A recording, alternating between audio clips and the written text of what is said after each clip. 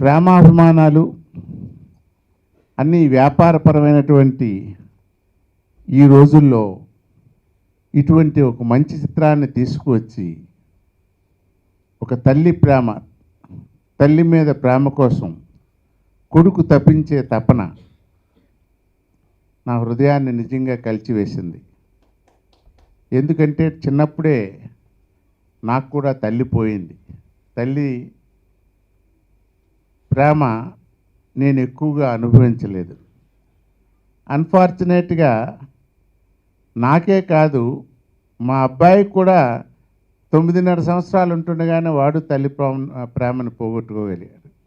ఎందుకో ఈ దురదృష్టం. ఇది ఒక చిన్న ఏది ఏమైనా ఈ సినిమాలో ఆ తల్లి ప్రేమ గురించి, ఆ కొడుకు పడినటువంటి తపన, ఆ కొడుకు పడినటువంటి కష్టాలు, ఒక బిచ్చగాడిగా వేషం వేసి ఎవరో ఒక విజ్ఞులు చెప్పినటువంటి మాట ప్రకారం ఆ 48 రోజులు దీక్ష చేయటం, ఆ సన్నివేశాలన్నీ, ఆ ఎడిటింగ్ అనేది అద్భుతం, అత్యద్భుతం.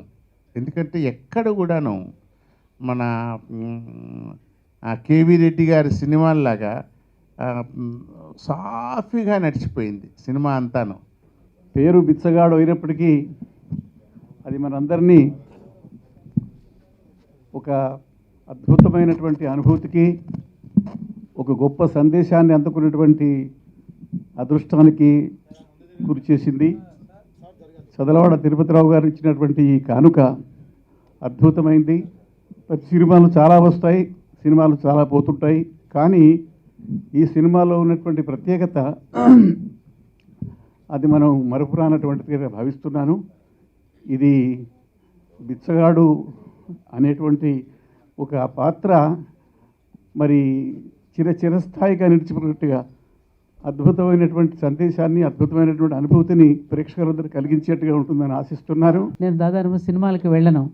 ఈ బిచ్చగాడు సినిమా చాలా బాగుందని చాలామంది నోటి వింటూ రోజు మా ఇంట్లో ఉన్న మా రాజుతో అంటున్నారు, రాజు ఆ సినిమా చాలా బాగుందట, ఎప్పుడు వెళదాం అనుకోకుండా నేను వైకే గారు ఫోన్ చేయడం, ఈరోజు నా సినిమా చూసే భాగ్యం మామూలు థియేటర్లో కాకుండా ఒక ప్రత్యేకమైన కార్యక్రమంలోకి వచ్చి మాట్లాడే అవకాశం కూడా కలగడం అనేటటువంటిది ఆ బిచ్చగాడు ఆశీస్సులు నాకు ఎంతగా ఉన్నాయో నాకు అర్థమైంది. సినిమా చాలా చాలా అద్భుతంగా తీశారు. ఈ బిచ్చగాడు అనే పదానికి మన భారతదేశంలో మాత్రమే చాలా పవిత్రత ఉంది. మహానుభావులు కూడా భిక్షాటన చేస్తూ ఉంటారు, మీ అందరికీ తెలుసు.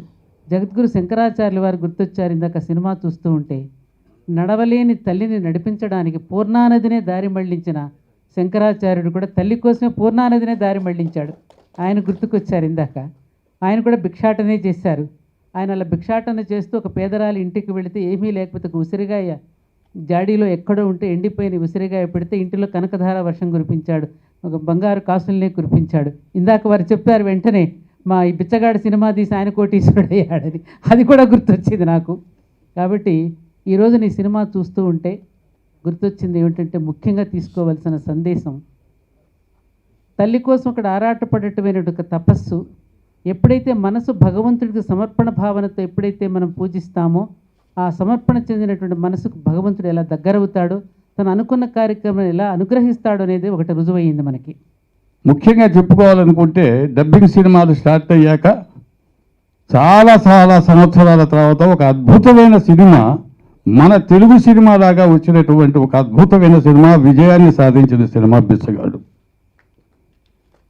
ఇంకో విషయం ఏంటంటే, ఈ మధ్యకాలంలో తెలుగు సినిమాలో అమ్మ కనపడటం లేదు, అమ్మ అస్సలు కనపడటం లేదు. కానీ అమ్మ కనపడి, అమ్మ ఏమిటి, అమ్మ కోసం ఒక బిడ్డ పడే తపన ఏ విధంగా ఉంటుందని ఈ తరానికి మళ్ళీ ఒక్కసారి తెలియజెప్పినటువంటి ఒక అద్భుతమైన కథనం ఉన్నటువంటి సినిమా బిచ్చగాడు. ఇంత గొప్ప సినిమా తెలుగులో వచ్చి ఉండకపోతే చూసేవాడిని కాదు కనుక తెలుగులో చూపించిన తిరుపతిరావు గారి కృతజ్ఞతలు. ఈవేళ ఈ సినిమా ఉంది, నువ్వు తప్పకుండా రావాలి సుమా తమ్ముడు అని నన్ను ఆహ్వానించిన కృష్ణకి వేదిక ముఖ్యంగా ధన్యవాదాలు. ఒక గొప్ప సినిమా చూసినటువంటి అనుభూతి చాలా కాలం కలిగింది. సాధారణంగా పత్రికలో సినిమా వచ్చే ముందు ఒక అడ్వర్టైజ్మెంట్ వేస్తూ ఉంటారు.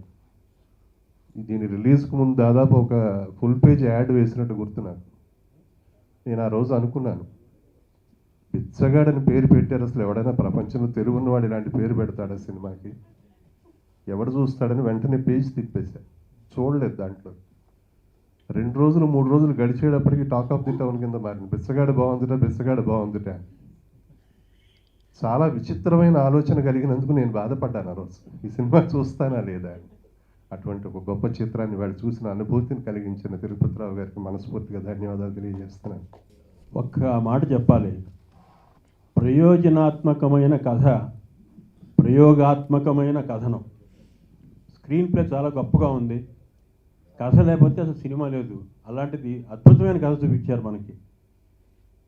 పూర్వం నేను ఇప్పుడు ఒకసారి దుక్కిపాటి మధుసూదన్ రావు గారితో చాలా కాలం తిరిగాను, అన్నపూర్ణ పిక్చర్స్ అధినేత. ఆయనకు సినిమా రాశాను కూడా, అమెరికా అబ్బాయి. ఆయన చెప్తూ ఉండేవారు, కథ ముఖ్యం, కథ ఉంటే చాలయ్యా, సినిమాకి ఏం అక్కర్లేదని చెప్పేవారు. అలాగే ప్రతాప్ ఆర్ట్స్ వాళ్ళకి కూడా రాశాను, ఆయన కూడా కథ మీద కూర్చునేవారు ఎంతకాలం. ఇక్కడ ఈ బీచ్ ఒడ్డున నేను రైటర్ కూర్చుని చర్చించుకునేవాళ్ళం అని చెప్పారు మధుసూదన్ రావు గారు నన్ను తీసుకెళ్ళి. అట్లాంటి ఇప్పుడు కథ మాయమైపోతుంది. ఈ మధ్య నాన్నకు ప్రేమతో వచ్చింది, ఇప్పుడు అమ్మకు ప్రేమతో అనే కథను తీశారు. బిచ్చగాడి కథ చాలా అద్భుతంగా ఉంది. కళ్ళు చెమర్చాయి, నా కళ్ళు చెమర్చాయి. నేను రాసిన ఎన్నో కథలు, అమ్మ గురించి ఎన్నో కథలు రాశాను. ఆ కథలన్నీ నెమరు వేసుకున్నాను. బ్రహ్మకు కూడా అమ్మ ఉందిట, మొన్న పాటలో ఎక్కడో విన్నాను. అటువంటి అమ్మ రుణం తీర్చుకున్న ఆ కొడుకు వేషం చాలా అద్భుతంగా ఉంది. పాత్రధారులు కూడా అందరూ బాగా చేశారు, ఏ ఒక్కరిని తీసేయడానికి వీల్లేదు. అందరూ ఎక్స్ట్రా నటులు కూడా చాలా బాగా చేశారు, జీవించారు పాత్రలో. ఆ హీరోయిన్ కానీ హీరో కానీ చాలా బాగా చేశారు. చాలా మంచి కథ. బిచ్చగాడు సినిమా ఒక వైవిధ్యభరితమైనటువంటి వస్తువుతో కూడుకుని ఈరోజు కూడా సినిమా హాల్లో ఆడుతుంది. సమాజం ఎప్పుడు కూడా మంచి కథలను ఆహ్వానిస్తూ ఉంటుంది. మనం ఎన్నో సినిమాలు చూస్తున్నాం. ఆ సినిమాలన్నీ కూడా ఇందాక చెప్పినట్లుగా అవి ఒక రోజుతో వెళ్ళిపోతున్నాయి. కథలో వైవిధ్యం ఉన్నప్పుడు, విలక్షణమైనటువంటి సన్నివేశాలు ఉన్నప్పుడు ఆ చిత్రం చాలా ముందుకు వెళుతుంది. కానీ మన సమాజంలో మంచి చిత్రాలను ఆదరించడానికి చాలా సమయం పడుతుంది. ఎందుకంటే 10 మంది చెప్పిన తర్వాత వెళతామే తప్ప ముందుగా వెళ్ళి చూసే అలవాటు మనకు లేదు. చాలా బాగుంది అన్న తర్వాతే మనం వెళుతూ ఉంటాం. నిజానికి బిచ్చగాడిలో చాలా గొప్ప సన్నివేశాలు ఉన్నాయి. సన్నివేశాలకు తగ్గట్టుగా ఫైట్స్ కూడా ఇందులో చిత్రించడం కనిపిస్తోంది. ఒక బిచ్చగాడి దగ్గర వెండి మలతాడు ఉండడం అనేది సాధ్యం కాదు. అంటే ఈరోజు గూండాలు సమాజంలో ఎవరినో ఒకరిని కొట్టి వారి దగ్గర లాక్కుని బ్రతకడం అనేది నేర్చుకున్న సమాజం మనది. అంటే గుండాలు విపరీతంగా పెరిగిపోతున్నారు. మొన్ననే మన వీధిలో కూడా ఒక వ్యక్తిని కొట్టి క్యాష్ తీసుకుని పారిపోయారు. అది జరిగిన కథ, మొన్న జరిగింది. ఇది జరుగుతున్న కథకి అర్థం పట్టినట్లుగా ఈ బిచ్చగాడి దగ్గర కొట్టి అతని దగ్గర లాక్కుని వెళ్ళిపోవడం. సినిమా మొత్తం కూడా ఒక వ్యక్తిత్వ వికాస పుస్తకంగా చాలా గొప్పగా అనిపిస్తుంది. ఈ సమాజాన్ని ఆ సినిమాకి సంబంధించిన టెక్నీషియన్స్, రచయితలు అందరూ కూడా సమాజం పట్ల ఒక బాధ్యతతో వాళ్ళు ఈ సినిమాని తీశారు. ఆ సినిమా చూస్తూ సంభాషణలు కూడా ఎంత బాగున్నాయంటే, సన్నివేశాలు ఎంత గొప్పగా ఉన్నాయి. చూస్తూ నవ్వాను, చూస్తూ ఏడ్చాను కూడా. ఎంతంత భోజనాలు మనం వేస్ట్ చేసుకుంటున్నాం పెళ్ళిళ్ళ పేరిట. 4 బిచ్చగాళ్ళు మంచి బట్టలు వేసుకుని కూర్చుని ఉంటే వాళ్ళని కొట్టిన సన్నివేశంలో యూ వోంట్ బిలీవ్, నా కళ్ళల్లో నీళ్ళు వచ్చాయి. అందరూ ఆలోచించాలి, ఏం ఆలోచించాలి అని. మన సినిమా ఎందుకు చూస్తాం? హీరోని బట్టి చూస్తాం, హీరోయిన్ని బట్టి చూస్తాం, డైరెక్టర్ని బట్టి చూస్తాం. కానీ ఇవాళ ఒక డబ్బింగ్ సినిమా ఇంత గొప్పగా ఉంది అంటే దాన్ని వరించినటువంటి ఇలాంటి తిరుపతి బ్రదర్స్ని, అలాంటి వాళ్ళని చూసి మనం ఇవాళ సినిమాకి వెళ్ళాలి. ప్రతి 300 మంది పేదల్లోనూ ఖచ్చితంగా ఒకడు భిక్షగాడిగా మారిపోతున్నాడు అని కౌన్సిల్ ఆఫ్ హ్యూమన్ రిలేషన్స్ వాళ్ళు ఈ మధ్య చేసిన సర్వేలో తెలియజేశారు. ఆలోచిస్తే ఈ సమస్య చాలా పెద్దగా ఉంది. ఎంతోమంది పేదలు ఇలా భిక్షాటనకి అంకితమైపోతున్నారు. అంటే వాళ్ళ వెనకాల డబ్బు ఆశించో మరో సమస్య అనుకుంటాం, కానీ తల్లిదండ్రులు రిలేషన్షిప్స్ సరిగ్గా లేని చోట, ఇంకా మాదక ద్రవ్యాలకు అలవాటు పడిన వాటి చోట ఇలాంటి సమస్యలు వస్తాయి అనేది మనందరం తెలుసుకునే విషయము. అయితే ఈ సినిమాలో గొప్పతనం ఏంటి అని చెప్పాలంటే ఒకటి అరా కాదు, మొత్తం A to Z చాలా గొప్ప సినిమా. ఈ టైటిల్ నేను ఒక వచ్చినప్పుడు సమ్మర్లో అనుకుంటే రిలీజ్ అయింది. తమిళ్ నుంచి వచ్చింది. తమిళ్ ఒరిజినల్ టైటిల్ బిచ్చకారన్, అది తెలుగులోకి అనువదించారు బిచ్చగాడు అని చెప్పి విన్నాను. ఇటువంటి ప్రయోగాలు తప్పకుండా తమిళనాడులోనే జరుగుతాయని అనుకున్నాను, కానీ తెలుగులో దీన్ని ఇంతగా ఆదరిస్తారని మాత్రం నిజంగా ఊహించలేదు. కానీ ఈ సినిమా ఒక లోపల చాలా అంతర్గతంగా భారతీయ కార్మిక సిద్ధాంతం నాకు అనిపిస్తూ ఉంది.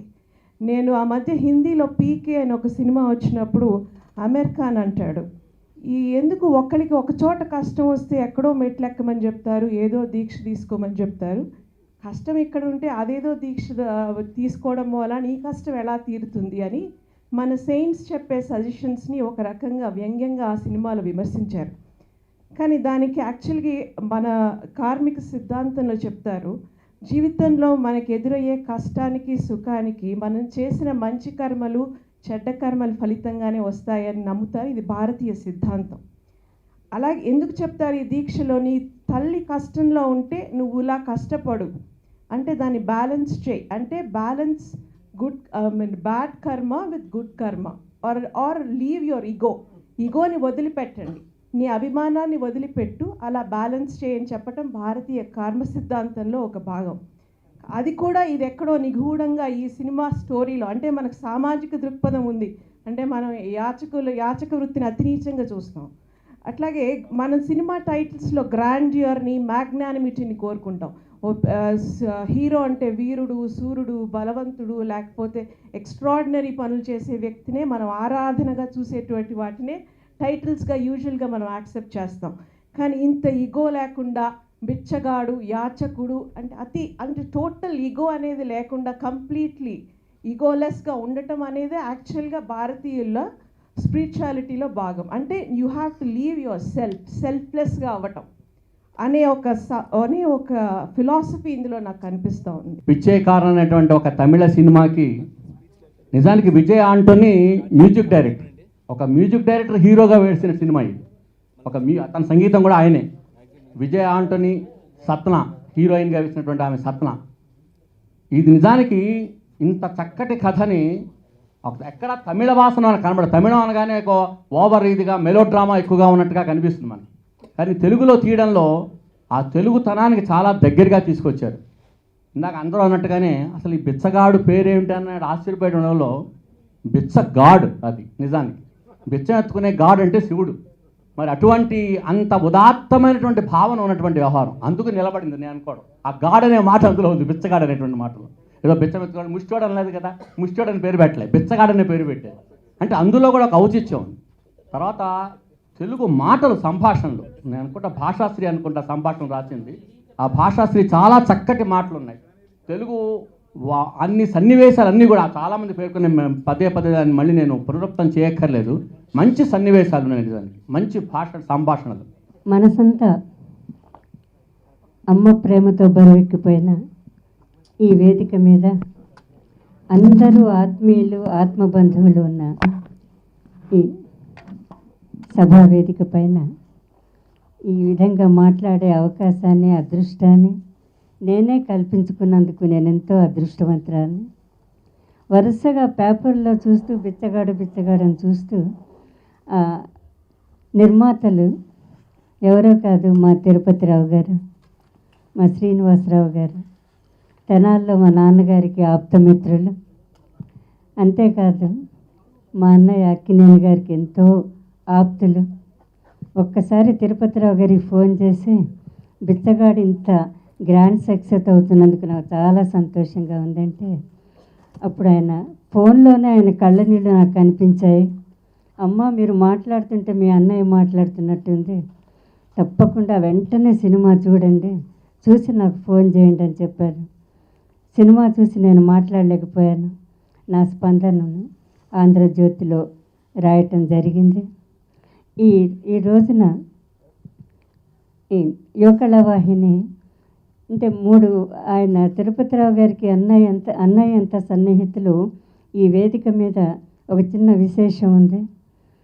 అన్నయ్యకి యువ కళావాహిని అన్న కూడా ఎంతో అభిమానం. అందుకే నన్ను చీఫ్ అడ్వైజర్గా చేశారు. మా కొండలరావు గారు అక్కినేని కళా పరిషత్ చైర్మన్, నేను ఆయన చెల్లెల్ని, మా తిరుపతిరావు గారు అంటే అత్యంత ఆత్మీయులు.